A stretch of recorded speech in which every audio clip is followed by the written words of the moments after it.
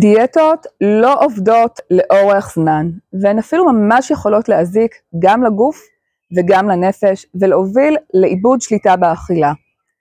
אז אם ניסיתם כבר את כל הדיאטות, והבנתם שזה לא עובד לכם, או אם אתם או הבת שלכם סובלים מהפרעות אכילה, או קשיים בוויסות אכילה, כמו אכילה רגשית, או אכילה שמונעת מתוך דחפים ודימוי גוף שלילי, אני יכולה לעזור לכם.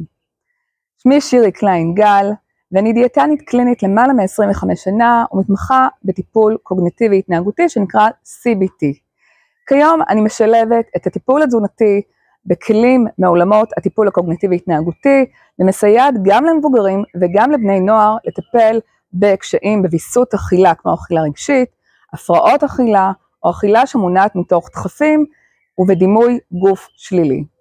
אז אם המצבים הללו מוכרים לכם, אל תישארו איתם לבד, תרימו טלפון, או השאירו פרטים ממש כאן למטה, ואחזור אליכם בהקדם.